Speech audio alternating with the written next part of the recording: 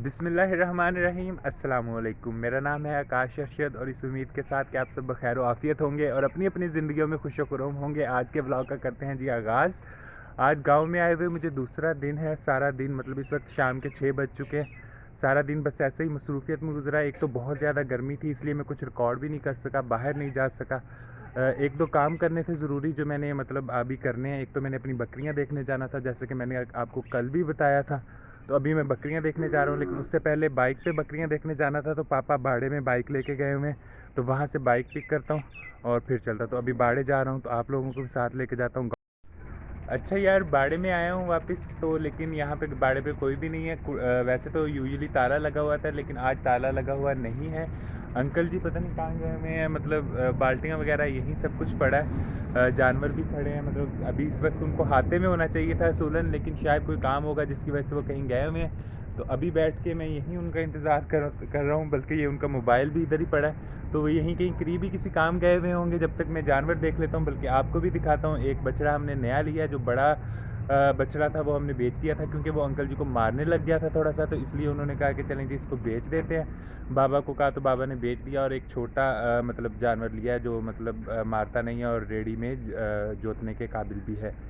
तो अभी जानवर देख लेते हैं, फिर उनका इंतज़ार करते हैं। अगर वो आ जाते हैं जल्दी तो फिर उनसे बाइक लेके जाएंगे बकरियां देखने, जिस आदमी के पास मेरी बकरियां हैं। और अगर वो नहीं आते तो फिर हम पैदल चले जाएंगे, या नहीं तो फिर सुबह चले जाएंगे। जैसा होगा मैं आपको दिखाऊंगा। ये वाला बछड़ा हमने नया लिया है, माशाल्लाह बहुत ही खूबसूरत है और बहुत ही प्यारा है। इससे पहले हमारे पास एक बड़ा वाइट कलर का बछड़ा होता था, वो मैंने आपको अपने पिछले व्लॉग्स में दिखाया हुआ होगा। वो मारने लग गया था बाबा को भी और अंकल जी को भी, तो इसलिए दोनों ने कहा कि जब जानवर मारने लग जाए तो उसको बेच देना चाहिए। तो फिर ये बेच के ये वाला लिया, छोटा जानवर। ये कट्टी और ये हमारा गोलू। ये थोड़ा कमज़ोर हो गया, ये बीमार हो गया था, अब थोड़ा सा बेहतर है, चारा खा रहा है, दूध इसको दे रहे हैं।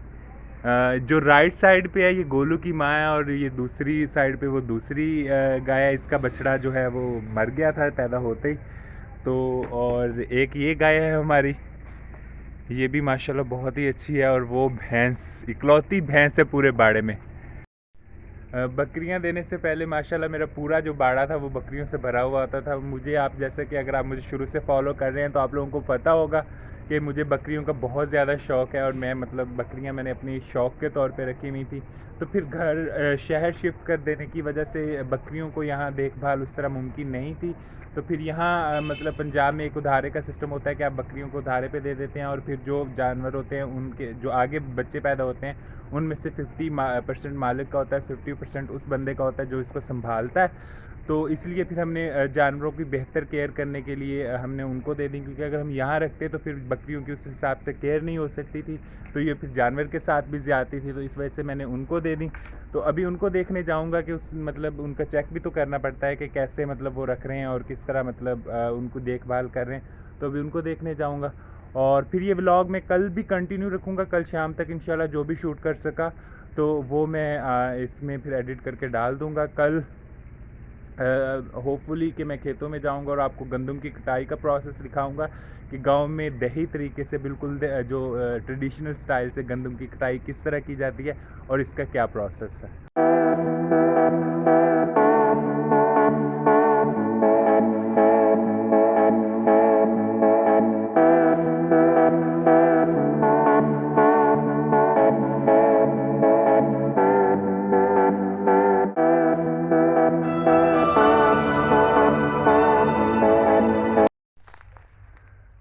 आज है अगला दिन, यानी कि कल जो मैं आपको व्लॉग में बता रहा था, जो अभी तक आपने पीछे व्लॉग देखा है कि मैं बकरियां देखने जा रहा था शाम को मगरिब के वक्त। लेकिन उसके बाद मैं फिर कुछ खास शूट नहीं कर पाया। बाइक मुझे मिल गई थी, उसके थोड़ी देर बाद ही अंकल जी आ गए थे।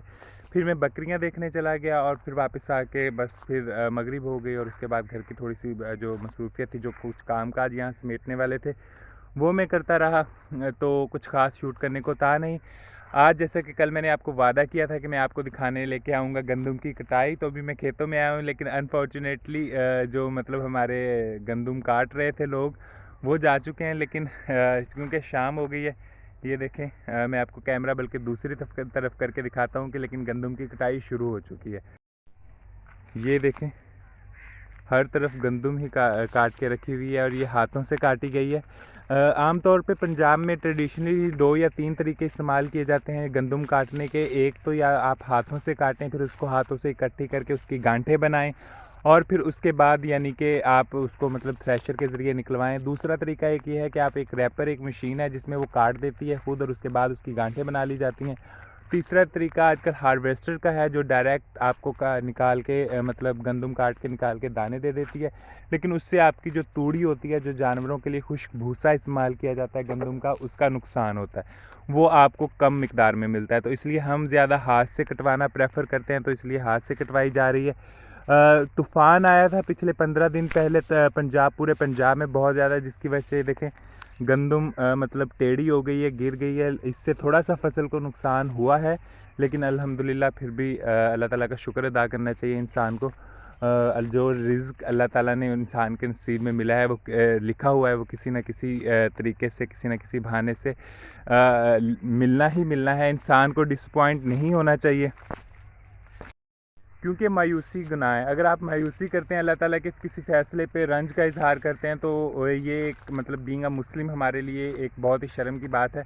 अल्लाह ताला ने हर तरह मतलब किसी न कुछ ना कुछ बेहतरी सोची हुई होती है। अगर इसमें कुछ हो सकता है, कोई बेहतरी हो, कोई जान माल का मतलब अल्लाह ताला ने नुकसान से बचाना हो, कोई छोटा सा नुकसान मतलब हो जाए, तो उस पर अफसुर्दा नहीं होना चाहिए, बल्कि उसमें भी हर हाल में अल्लाह ताला का शुक्र अदा करना चाहिए।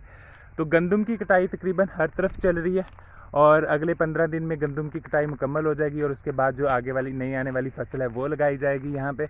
और अभी जो जब गंदम निकलेगी थ्रेशर के ज़रिए, तो मेरी कोशिश होगी कि मैं अगर वहाँ मियाँ चन्नू से घर वापस आ सका तो उसकी भी वीडियो शूट करके आपको दिखाऊँ। अभी चलते हैं दूसरी तरफ। मुझे बाबा ने कहा था कि जो प्याज हैं हमने बोए हुए, उनको पानी लगाया हुआ है, तो उसकी कंडीशन देख के आते हैं कि प्याज मतलब पानी भर गए। अगर भर गया है वो खित्ता प्याज़ों वाला, तो वो हम अंकल जी जो मोटर को मतलब चलाते हैं, ऑपरेट करते हैं, वो जो पीछे आपको मतलब घर नज़र आ रहे हैं, उनमें से एक घर उनका है, उनको जाके हम बताएंगे कि ये वो मोटर बंद कर दें। तो अभी चलते हैं, देखते हैं।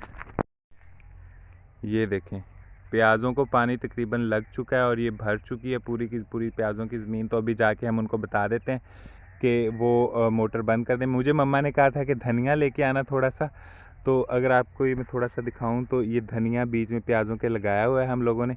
लेकिन अब चूँकि प्याज़ों को पानी लगा हुआ है तो इसके अंदर जाना मुश्किल है, तो हम अभी धनिया नहीं तोड़ेंगे, बाहर से बाज़ार से आज ले लेंगे। ये आज ही अंकल जी चारा भिजवा के गए हैं, क्योंकि वो जो फसल सामने आपको नज़र आ रही है चारे की गायों भैंसों के लिए, वो अब ख़त्म होने वाली है, उसका सीज़न ख़त्म हो गया है। अभी यहाँ चरी या ज्वार की काश्त का सीज़न है, तो ये आज ये ज्वार काश्त की गई है ताकि जानवरों को चारे की कोई कमी ना आ सके। इसके साथ ही आज मुझे घर वापस भी जाना है, मियाँ चन्नू के लिए निकलना है, तो अभी मैं यहाँ ज़्यादा देर नहीं रुक सकता, क्योंकि अगर मैं यहाँ ज़्यादा देर रुकूंगा तो मुझे घर जाने के लिए लेट हो जाएगी। गाड़ी वाले को मैंने फ़ोन किया था, वो कह रहा था कि मैं आधा पौना घंटा मतलब बाद आऊँगा, तो अभी 15 से 20 मिनट हो चुके हैं। तो अभी मेरा ख्याल है घर चलते हैं, पहले अंकल जी को बताते हैं कि वो पानी बंद कर दें प्याज़ों का, क्योंकि प्याज़ों की ज़मीन फुल हो चुकी है पानी से। अभी इसको आगे मज़ीद 15 दिन पानी की ज़रूरत नहीं है। तो अभी घर चलते हैं। थोड़ी सी अजीब फीलिंग हो रही है, क्योंकि जब भी गांव से जाने लगो तो मुझे क्या पूरे घर वालों को थोड़ा सा अजीब लगता है, क्योंकि हम इतने अरसा यहाँ पे रहे हैं। जिस जगह पे इंसान पैदा हुआ हो उस जगह पे मतलब उस जगह को छोड़ना हमेशा मुश्किल होता है। लेकिन एक आपको बेहतर मतलब लॉन्ग टर्म के लिए आपको सख्त डिसीजन लेने होते हैं। तो चलें, अल्लाह ताला आप भी दुआ कीजिएगा कि जो हमने फ़ैसला लिया वो सही साबित हो। तो आज की वीडियो को बस यहीं तक रखते हैं। उम्मीद करता हूँ कि आपको वीडियो पसंद आई होगी। अगर पसंद आई हो तो मेरे चैनल को लाइक, शेयर एंड सब्सक्राइब कीजिए अपने फ्रेंड्स एंड फैमिली मेम्बर्स के साथ। और इंशाल्लाह परसों एक नई वीडियो के साथ बहुत जल्द आपसे मुलाकात हो। तब तक के लिए बहुत सी नेक तमन्ना और दुआओं के साथ मुझे दीजिए इजाज़त। अपना ख्याल रखिएगा, अपने प्यारों का ख्याल रखिएगा। अल्लाह हाफिज़।